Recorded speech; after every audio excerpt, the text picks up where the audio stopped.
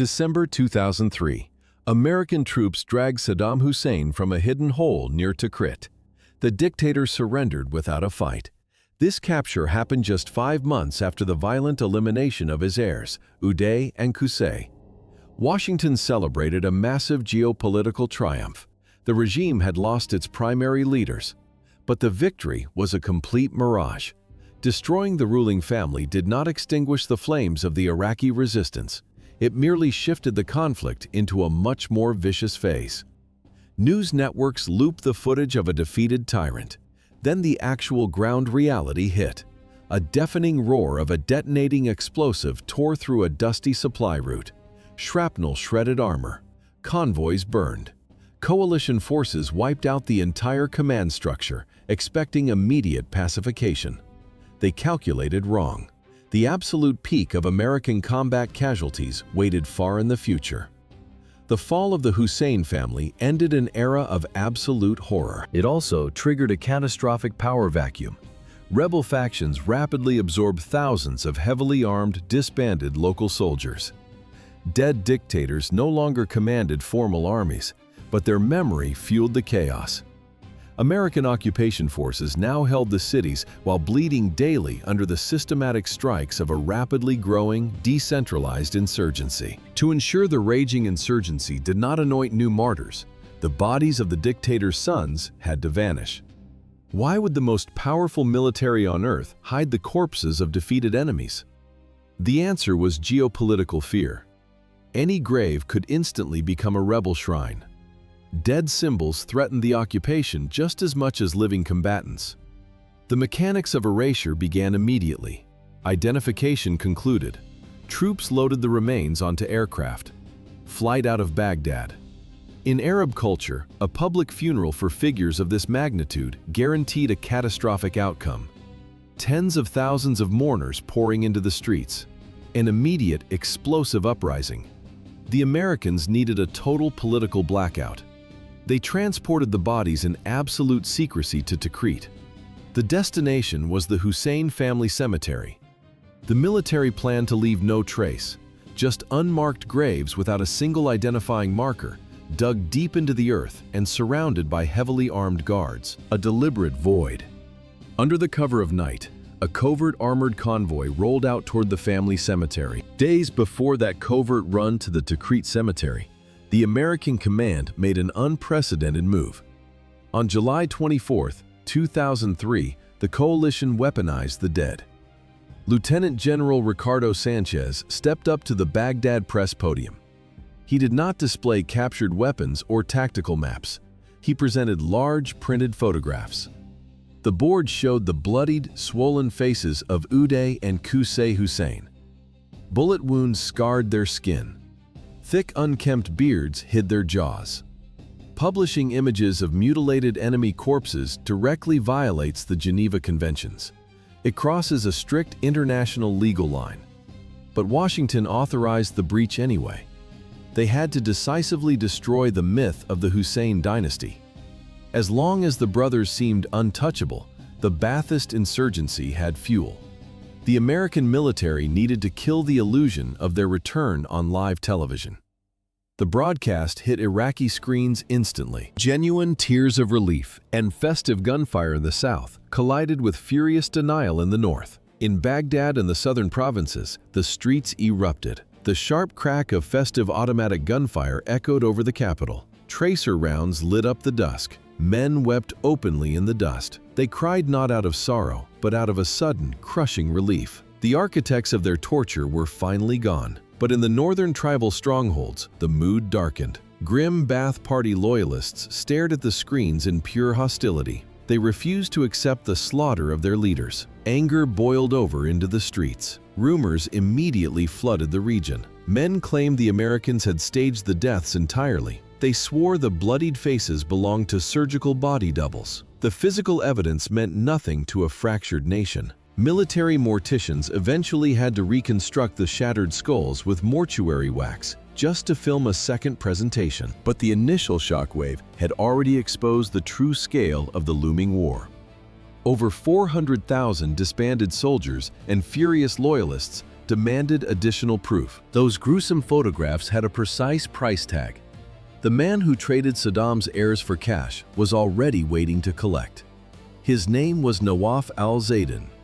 Where does a man who received the largest intelligence reward in modern history disappear to? The system swallows him whole.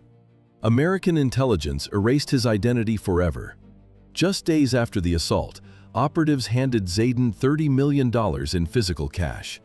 That payout bought him a one-way ticket out of history. It also made the informant the absolute highest priority target for Ba'athist loyalists across the entire Middle East. Staying meant certain execution. U.S. forces extracted Zaydin and his family overnight. The military never officially confirmed his flight path. Iraqi leaks eventually pointed to a high-level witness protection program. He either slipped into Europe or vanished deep into the Gulf states. A new passport. A new background. Total blackout. Behind him, the physical footprint of the betrayal ceased to exist. The military essentially erased the battleground. The massive villa collapsed into a heavy mountain of pulverized concrete and twisted rebar. Shockwaves from the sustained anti-tank fire blew out the structural supports of adjacent properties. Neighboring residential facades remained heavily scarred by flying shrapnel and permanently stained with thick black smoke. Hours before Nawaf secured his payout, assault teams breached the smoking remains of his villa. 4 mutilated bodies lay buried under thousands of tons of collapsed concrete. The suffocating stench of burnt concrete and gunpowder hung thick across the destroyed 2nd and 3rd floors. The battle was over. The clinical erasure of a dynasty began. Troops scoured the rubble. No survivors. 2 adult males, 1 teenager, 1 bodyguard. The supreme rulers of a geopolitical empire were now just biological evidence. Soldiers photographed the corpses. Command transmitted the files straight to military intelligence. Washington demanded absolute proof. Analysts ignored the titles. They focused on anatomy. Specialists cross-referenced dental records, medical files, and X-rays. They searched for surgical anomalies. 1 adult male carried metal rods inside his leg. It was the permanent structural signature of a previous assassination attempt. The X-rays matched perfectly. Uday Hussein. The teenager was Qusay's son Mustafa. The bloodline was severed. The verification was absolute. But before the mutilated bodies of Iraq's heirs appeared before the press lenses, American soldiers had to endure a multi-hour hellish battle in which solid concrete walls crumbled into dust. Sifting through the rubble and tallying the dead served merely as a muted epilogue to the slaughter. The actual siege unleashed hellfire missiles and an unprecedented storm of American firepower. 6 hours of continuous urban combat. Bullets shredded the perimeter. Shrapnel and pulverized cement tore through American flesh. Soldiers crawled through the dirt. They dragged their bleeding teammates away from the kill zone. Medics ripped open trauma kits. They operated right on the street, crouching behind armored vehicles while incoming rounds knocked out gray fountains of crushed concrete. Heavy chunks of the shattered facade plummeted downward. The falling debris drummed relentlessly against the metal armor of the Humvees. The Empire paid with blood to erase the old regime. A 6-hour continuous city battle demanded more tactical coordination, logistics, and raw ammunition than most open field engagements. Since the lightning-fast invasion of March 2003, American forces rarely faced such concentrated, fanatical resistance from a single dwelling. 2 entrenched targets pinned down an entire assault force. The command funneled in reinforcements. They systematically dismantled the stronghold. At 1600 hours, the return fire stopped. Muzzle flashes vanished from the jagged windows. The enemy guns ran dry. By 1700 hours, the American infantry crossed the threshold. The assault team stepped into absolute devastation. The roof collapsed. The walls barely stood. Operators cleared the pulverized rooms step by step, hunting for tripwires or survivors. They found only mangled steel and crushed stone. Nothing moved inside the ruined villa. To forge that final calm by 1600 hours, Task Force 20 escalated the assault. Why launch anti-tank missiles against an ordinary residential home? Infantry simply could not break through that shield of fire. The American command refused to bleed in the hallways. They chose absolute destruction. Rotors tore the airspace. Attack helicopters from the 101st Airborne Division circled the perimeter. The asymmetry defined the operation. A global military empire brought its heavy aviation down on a single suburban villa. The Apache gunner painted the upper floor with a laser. The weapon deployed. One AG M114 Hellfire missile cost roughly $150,000. But the military machine gladly paid that price to grind the entire structure into dust for the guaranteed elimination of the targets. The warhead struck. A blinding flash ignited the block. The blast sheared off the facade, dropping the entire second story into a massive avalanche of pulverized concrete. Expectations shattered. The upper floor completely caved in, yet a continuous storm of tracer rounds immediately ripped outward from the smoking ruins. The occupants refused to surrender. The gunmen navigated the wreckage. They turned shattered mahogany furniture into barricades. They held their defensive angles. The Apaches circled back. Pilots delivered another precision strike directly through the roof. Devastating kinetic force wrecked the remaining architecture. But beneath the burning debris, the surviving militants continued to fire their assault rifles into the street. 14-year-old Mustafa gripped his assault rifle. He stood beside his father. The fierce resistance that eventually demanded Hellfire missile strikes started with a hurricane of bullets from the second floor. Uday and Qusay refused to yield. The heirs of the regime chose a massacre. They barricaded the upper rooms. They turned the height into a fortress. Rifles spat steel. Grenades rained into the yard. The brothers embraced their inevitable end, but they intended to drag many American soldiers into the grave with them. The American war machine roared back. M249 machine guns shredded the villa facade. A T-4 rocket launchers shattered the masonry. Thick, acrid smoke mixed with concrete dust and shattered glass. The toxic cloud completely blinded the view, forcing the advancing infantrymen to halt their charge across the open courtyard. Small squads rushed the entrance. They hit a dead end. Assault teams dove behind cover under a solid wall of lead. Long before the AT-4 grenade launchers and machine guns tore the walls apart, the 22nd of July 2003 started differently. The Al-Falah neighborhood woke up to a deceptive silence. Why deploy elite special operators and heavy armor just to arrest two men? Because command already knew the truth. These targets would never surrender alive. By 10 in the morning, the geopolitical net of the empire closed. The trap was methodical, absolute. This was the work of Task Force 20, a strictly classified Delta Force unit, forged for one singular purpose: hunting down the absolute top of the Iraqi regime. Capturing these fugitives was Washington's ultimate priority, the grand prize of the entire war machine.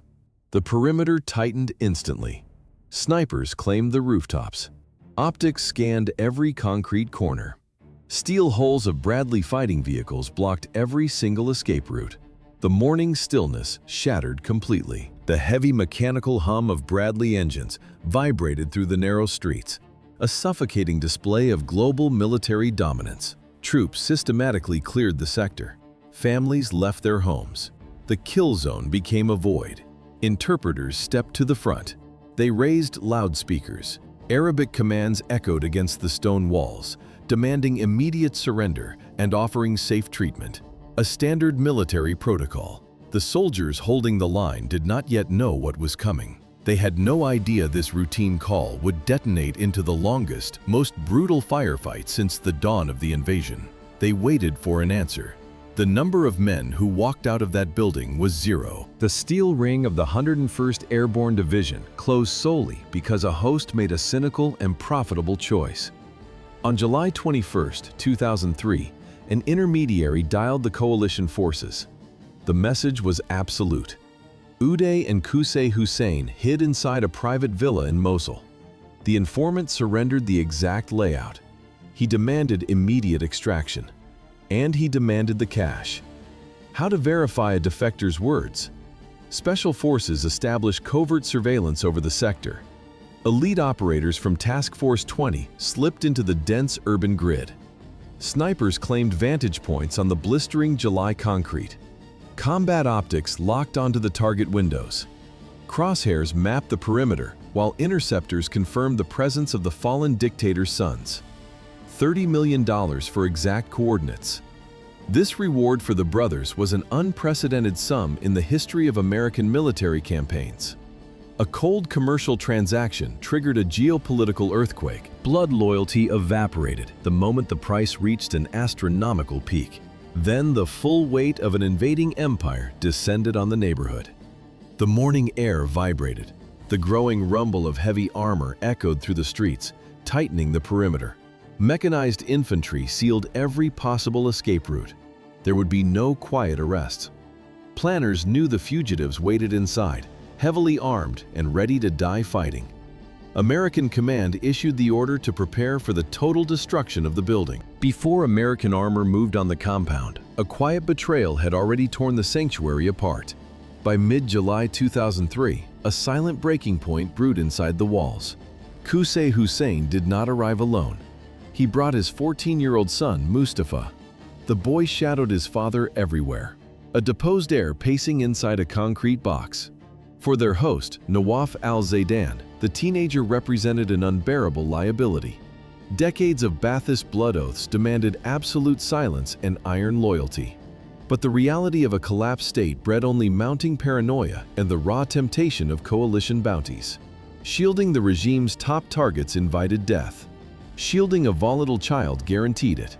The mid-July heat suffocated Mosul. Nawaf watched his former masters sweat like cornered animals. The aura of Saddam's untouchable power evaporated. In its place stood a simple, brutal arithmetic. The Americans offered $30 million. This unprecedented bounty proved stronger than 30 years of party discipline. It exposed the total collapse of the dictator's power vertical. A towering state apparatus crumbled into a handful of terrified men in a locked room. Fear paralyzed the host. Greed broke him. Nawaf picked up the receiver and delivered the exact coordinates of his guests to coalition intelligence. This deadly trap in the Al-Falah neighborhood initially seemed impenetrable. A perfect fortress. A proven insider of the old system provided it. How do you hide the supreme leaders of a collapsed state? You leverage old business contacts. You activate shadow networks of trusted fixers. The Ba'ath Party machinery did not just evaporate. It splintered into deep underground cells. Uday and Qusay Hussein bounced between temporary shelters. They moved constantly. They evaded coalition patrols. Only elite loyalists held their coordinates. Former military contractors, wealthy smugglers, and regime beneficiaries formed a human shield. These men shared decades of bloody money with the Hussein dynasty. Constant fear and deep pockets bought temporary silence. Eventually, the exhausting evasion stopped. The heirs to a fallen empire settled in northern Mosul. They entrusted their survival to Nawaf al-Zaydan, a wealthy businessman, a man who had brokered lucrative deals with Saddam's inner circle for years. The brothers trusted his loyalty. They relied on his deep commercial ties. They chose an ordinary middle-class district to mask their presence. No palaces, no golden statues. An unassuming exterior hid a massive 3-story villa. Heavy metal doors sealed the perimeter. Thick iron gates slammed shut.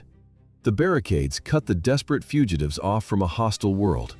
The architects of a brutal nation hid among average citizens. They staked their very existence on old business connections. The sanctuary became a steel tomb. The betrayal in Mosul was merely the final chord of an operation that began in March 2003.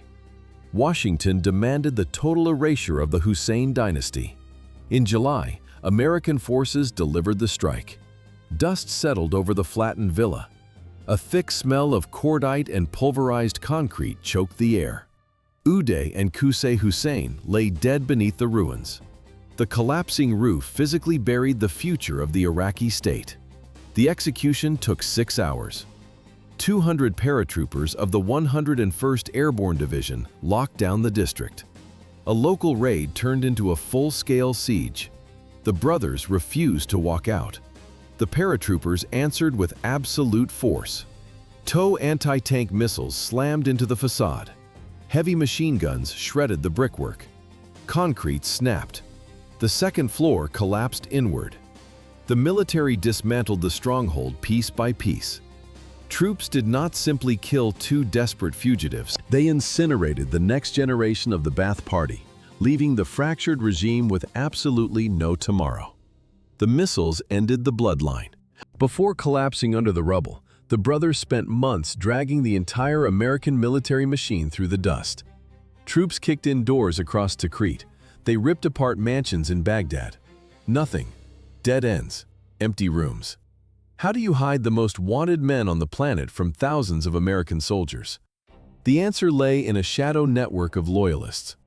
Washington anticipated a swift capture by a massive invading force. Instead, the fugitives dissolved into the phantom infrastructure of the fallen state. The regime died on paper. The underground survived. The brothers did not rely on blind luck. They relied on the Ba'ath Party. Mosul, Iraq's second-largest city. A concrete fortress of unbroken loyalty. Its proximity to the Syrian border made the area a classic geopolitical rat line for overthrown elites. The city operated as a blind labyrinth of safe houses. Armed locals despised the invasion and protected the bloodline. Leaving the capital behind, the brothers headed north. To pierce this impenetrable Ba'athist shield, Washington shifted tactics. In April 2003, the Pentagon launched an unprecedented financial campaign. The United States turned the dismantling of a foreign elite into a ruthless market deal. The military needed infantry to instantly recognize the ghosts of the falling regime. They tokenized the dictatorship. The Pentagon printed standard poker decks. The glossy shine of scattered playing cards with portraits glared in the suffocating Iraqi dust. Saddam Hussein became the ace of spades. Uday took the ace of hearts. Qusay drew the ace of clubs. An entire shadow government reduced to cardboard. But recognition required motivation. Washington decided to buy the betrayal outright. The Department of Defense authorized an astronomical bounty. $15 million for Uday. $30 million. One of the largest cash rewards in human history for the capture of two fugitives. The operation transformed into a nationwide psychological siege. Promising absolute wealth, coalition transport planes dropped millions of leaflets with the brothers' faces across every city in the country. $30 million for two heads. The staggering price tag reflected much more than their bloodline. It measured their absolute grip on the state before the invasion of March 20, 2003. Why did the Pentagon make them primary targets? Because the entire security and media apparatus of the dictatorship rested squarely on their shoulders. From the spring of 2003, the timeline shifts violently back to the 1980s, to the exact moment they forged their absolute power. Uday was born in 1964, the firstborn, the heir, but his erratic violence constantly threatened the geopolitical stability of the regime. 1988. A crowded evening reception. A sudden, vicious swing of a heavy wooden club. Saddam's personal valet collapsed with a shattered skull. The inner circle froze in absolute horror. That single brutal strike instantly froze political relations with his father. Saddam sidelined him. Yet Uday maintained a stranglehold on the nation's public voice. He directed the national media networks. He weaponized the Olympic Committee. He operated as the loud, volatile propaganda wing of the state. He avoided the cameras. He bypassed the luxury parties. Instead, he seized the real geopolitical weight. Qusay engineered the invisible architecture of state terror. He directed all military operations. He controlled the intelligence networks. He commanded the Special Security Organization. 5,000 elite operatives moved through the country in total secrecy, creating the true, impenetrable shield of the regime. When the state trembled, Qusay struck. 1991. Nationwide uprisings threatened to topple the government after the Gulf War. Qusay unleashed the elite Republican Guard. The cold, heavy armor of battle tanks rolled directly over rebel barricades. Dust and diesel smoke choked the southern cities. The crackdowns shattered the rebellion without mercy. By the time the steel tracks stopped moving, his military operations had eradicated over 80,000 Iraqi lives.